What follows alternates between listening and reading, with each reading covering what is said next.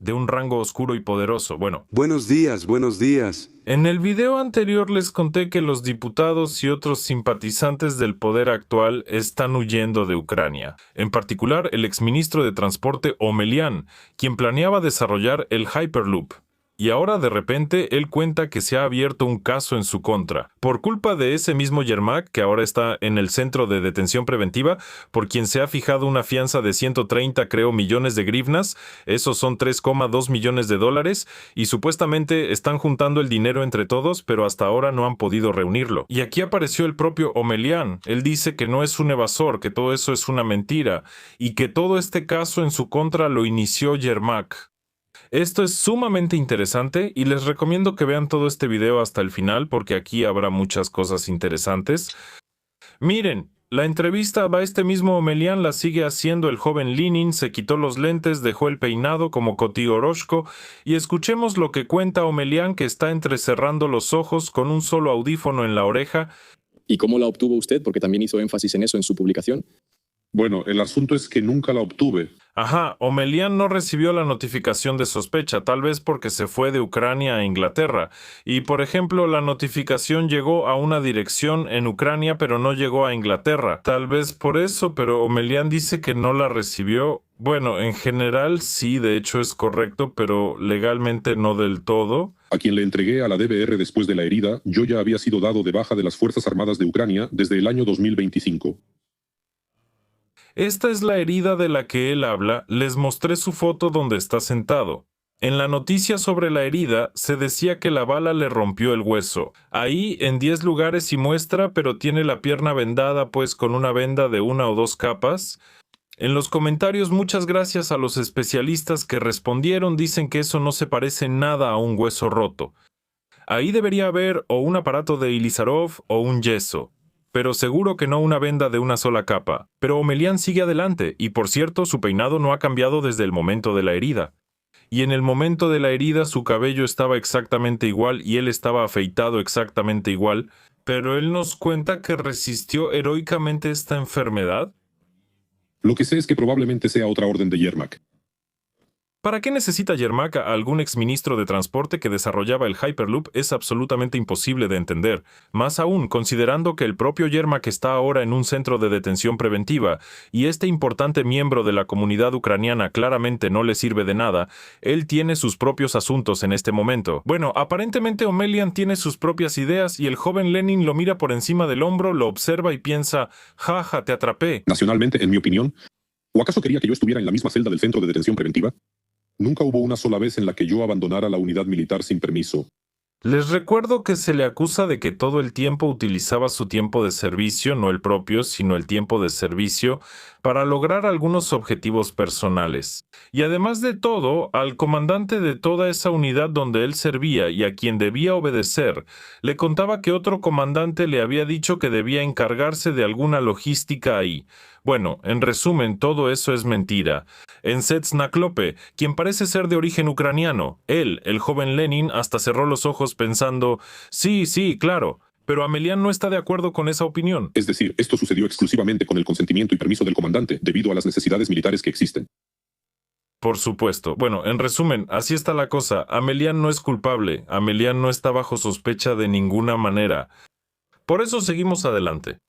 Miren, aquí tenemos lo más interesante. Aquí en Ucrania, además de Omelian, hay muchos más evasores, según el TCC. Y no de esos evasores que pueden irse de repente al Reino Unido como Omelian, sino de los que no pueden escapar a ningún lado. O sea, gente común como nosotros, estimados espectadores. Y de repente en el TCC señalaron derechos. Resulta que el TCC puede que existe una exigencia de reforzar las medidas de movilización. ¿Quién lo exige? ¿Quién está implementando esta exigencia? ¿Para qué? ¿Por qué? Bueno, vamos a ver. En los últimos 3 o 4 meses en Kiev se reforzaron las medidas de notificación, informó el subdirector interino del TCC de Kiev, Valery Kravchenko. Según él, durante este tiempo en la capital aumentaron la cantidad de grupos del TCCSP aproximadamente en un 40%.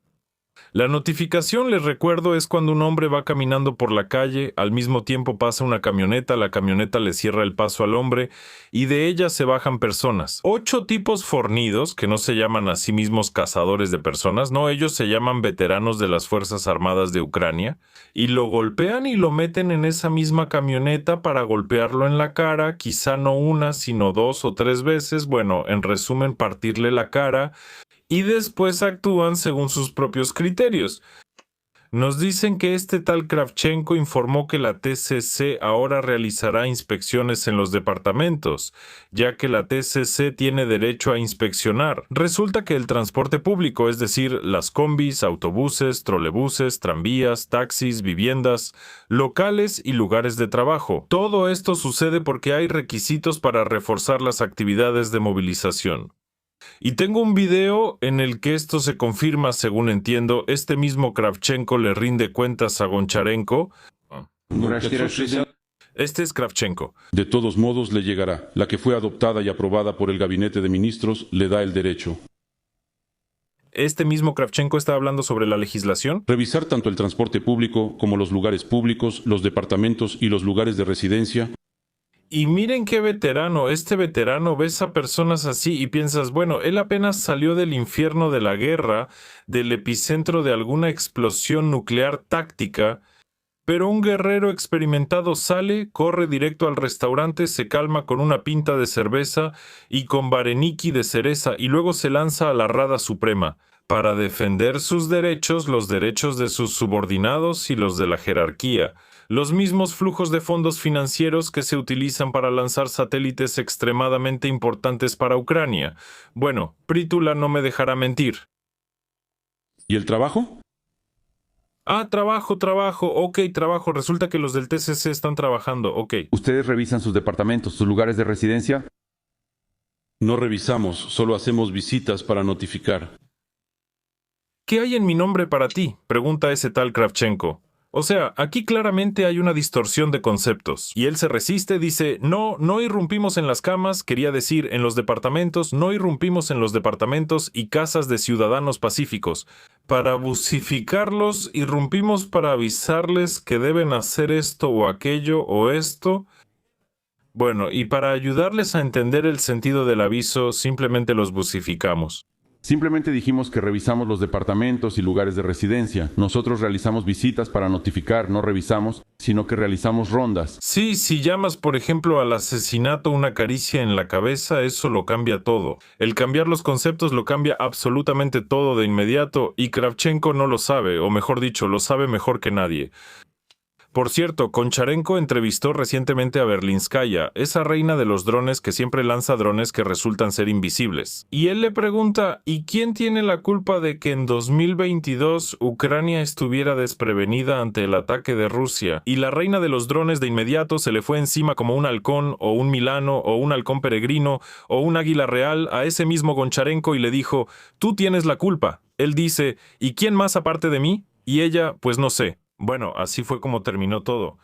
Entiendo, ella con una expresión complicada intentaba demostrar su punto de vista, pero como el ascensor social eleva a la cima a personas que pueden defender su punto de vista durante literalmente unos 30 minutos. Y además, no con las palabras más comunes o aceptadas, por eso no les salió del todo bien.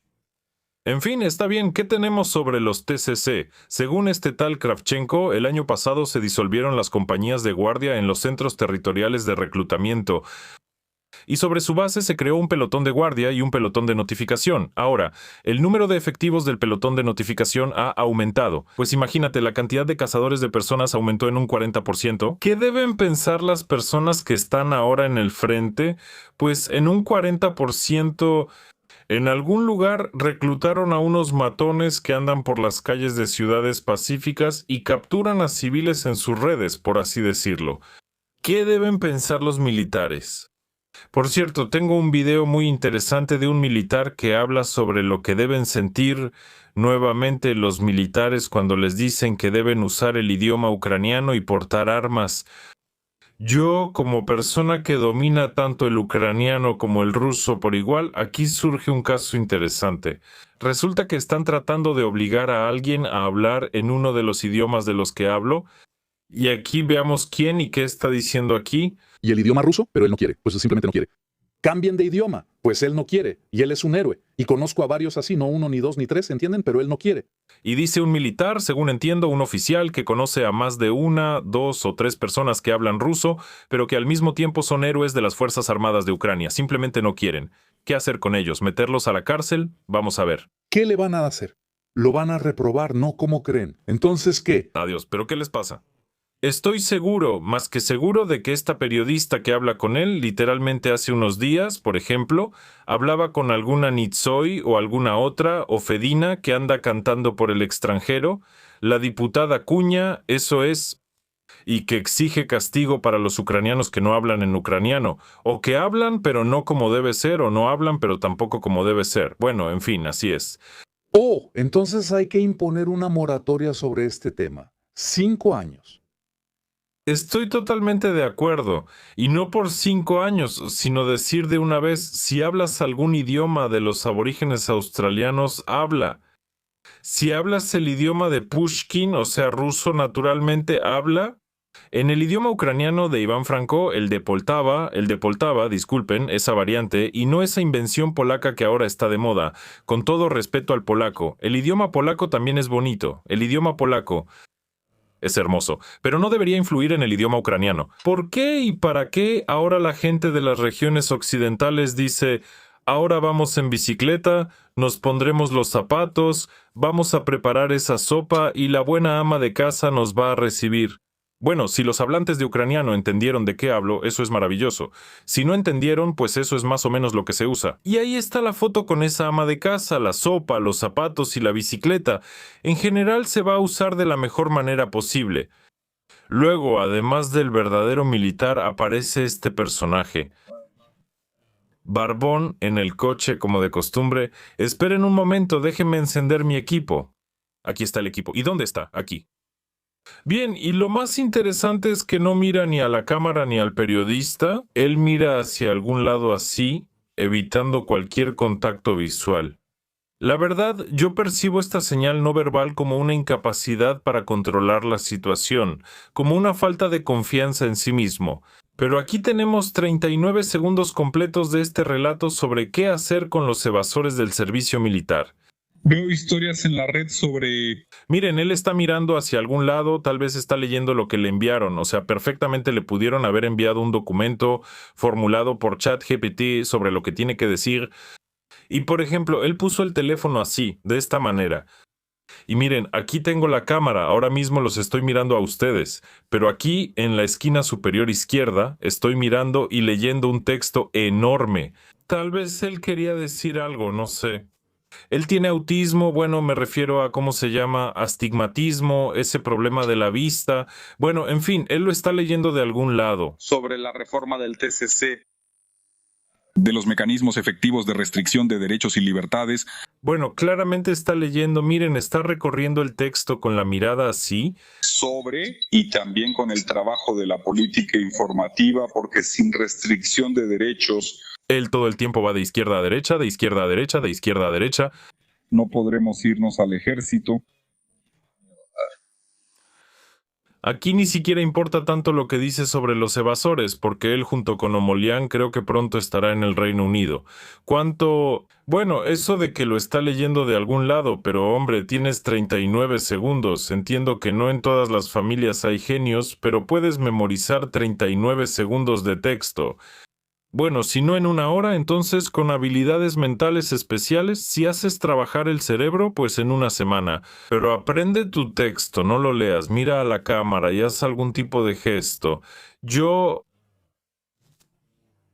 Muestra alguna expresión facial, no leas así de izquierda a derecha o de derecha a izquierda como si leyeras en árabe. No estoy leyendo. Pero sí está leyendo, sí está leyendo. Tú sirves, y según parece, madre, botella y los mecanismos de servicio de tales derechos y libertades y... Atado eres tú por esto. Sí, es como, en cuanto lo escuchas, puedes apagar a ese tipo porque no va a salir nada bueno de eso. Luego hay otro evasor, aquí ya pasamos suavemente a los líderes poderosos. Se llama Reva, este de aquí. Omalian, que huyó, es el exministro de Transporte, él estaba ahí y desarrollaba el Hyperloop en Ucrania. Bueno, desarrolló 1,5 kilómetros y aprovechó un presupuesto digno en general de un buen y gran ministro. Este tal Reva es el exministro de Política Social que decía que si de repente los pensionados comen menos, vivirán mejor. Sobre Reva, bueno, aquí mejor díganme en los comentarios qué tanto come menos que los demás. Pero él intenta otra vez demostrar que los evasores del servicio militar son el mal, simplemente el mal. Aquí tenemos a una militar abajo a la izquierda y a una periodista arriba a la derecha. Y otro periodista más abajo a la derecha, y todos ellos hablan sobre los evasores del servicio militar. Con métodos de cacería humana, aquellos que no pagan impuestos y no están a la vista. Sí, para eso tenemos el registro de votantes, para eso tenemos las fuerzas del orden, tenemos el Centro Territorial de Reclutamiento. Sí, y de alguna manera no atraparon a Reva. Tal vez él firme un contrato, por ejemplo, para mayores de 60, junto con Korczynski y con ese poderoso anciano Tuka. Todos juntos deben saber dónde viven estas personas, dónde están registradas. Los servicios correspondientes deben ir a ellos. Su eficacia en el frente es alta, si realmente trabajan con ellos en serio. ¿Y ustedes intentan motivarlos? Es alta y ninguno de los comandantes ha contado que, por ejemplo, les enviaron, ya saben, 100 personas con discapacidad y que hicieron de ellos unos super soldados. Al contrario, dicen, ¿para qué nos los mandan a toda esta gente? Este tiene taquicardia, este tiene osteoporosis, este es adicto a las drogas, este es alcohólico y este apenas puede moverse. Pero ya les mostré un par de videos de esos supuestos especialistas para todo que ni siquiera entienden dónde están. ¿Cuáles de ellos son militares? Reva, estoy más que seguro, por cierto, él trabajó como comisario político en los años 80 en el ejército soviético. Él sí sería mucho más útil porque una persona que pasó varios años en el ejército y él parece ser un militar profesional, él sí puede aportar mucho a las Fuerzas Armadas de Ucrania. En la guerra, cuando hay amenaza de muerte, la motivación es una sola. O cumples la orden y tienes una posibilidad entre 1000 de sobrevivir, o si no cumples la orden, no tienes ninguna posibilidad de sobrevivir. ¿Cómo lo sabe? Me pregunto. Bueno, si en los 80 otra vez estuvo en Afganistán, parece que no estuvo, pero bueno, es un especialista para todo otra vez. Federico II, el gran comandante prusiano, lo formuló de la siguiente manera: el soldado en combate debe temer más al bastón del cabo que a... ¿El bastón del cabo? La verdad, no sé si Reva le tenía miedo al bastón del cabo, me da miedo hablar de eso, me da miedo discutirlo en YouTube, a YouTube no le gusta eso. Está bien, disculpen, me desvié del tema. Los destacamentos de bloqueo no son invento de Stalin, eso es cosa de los franceses. Destacamentos de bloqueo. Se refiere a los destacamentos de bloqueo, que no son un invento de Stalin. Bueno, ¿cómo no va a saber eso un comisario político del ejército soviético? Con todo respeto al verdadero ejército de la Unión Soviética. Me refiero precisamente a ese tipo de personajes. Lo inventaron en el año 16, durante las batallas de Verdún, cuando unidades militares enteras se retiraban del frente. La gente no quería. Usted dice cosas terribles, señor Andrei. Así es, el periodista piensa, caray, no quiero estar bajo la amenaza del bastón del comandante o de alguien más, mejor me voy a resistir. Hoy salió por pan y lo atrapó el centro de reclutamiento. ¿En qué piensa él? Soy un idiota, sí, me atraparon, pero no importa. Me voy a escapar de ahí. No me va a pasar nada por esto. Porque el abandono no autorizado de las unidades, que ahora está tomando un carácter de avalancha, no lo detiene nada. Cuando le preguntan al presidente, él dice, la gente está cansada. Perdón, los que llevan 3 años luchando no huyen. Huyen también, y luego regresan. Okay. Incluso los periodistas ya empezaron a decir que, bueno, en general resistirse a esta opinión generalizada, promovida por estos líderes de opinión tan poderosos, de que alguien tiene que ir al frente, que todos deben ir al frente. Ya todos, incluso los periodistas en el telemaratón dicen, disculpe, estimado, no es precisamente una buena persona con ese bastón de cabo. Pero no estamos de acuerdo con su opinión. Bueno, eso ya es otra cosa. En resumen, aquí también está Zelensky, quien cuenta lo siguiente. Bueno, eso lo mostraré probablemente en un video aparte sobre Yermak, un gerente poderoso. Sí, Yakivin es un gerente poderoso. Les recomiendo suscribirse a mi canal de Telegram, aquí está. Apunten la cámara de su teléfono o tableta y llegarán ahí. Si me están viendo de nuevo desde una tableta, aquí habrá un enlace a ese canal de Telegram. Y a Zelensky lo mostraré en otro lugar. En resumen, ¿qué más dijo Zelensky sobre que sí es necesario porque ahora atacarán desde Bielorrusia? Vean el video en la noche, no se lo pierdan. Les voy a contar lo que Zelensky declaró sobre Bielorrusia y la ofensiva. Resulta que hay una ofensiva desde Bielorrusia contra las Fuerzas Armadas de Ucrania. De nuevo, esas Fuerzas Armadas de Ucrania, donde todavía no está Reva, no está Tuka, ni están todos esos otros poderosos patriotas que pueden dirigir todo y siempre. Y pues, ¿qué más? Que tengan un buen fin de semana. Adiós a todos. Entonces, me interesa saber cuánto dinero están dispuestos a poner los aliados estadounidenses y europeos, dinero concreto, para el desarrollo de las Fuerzas Armadas de Ucrania como el chaleco antibalas de Ucrania y Europa. Pero para eso se necesita la ratificación del Congreso para asignar el dinero. Pero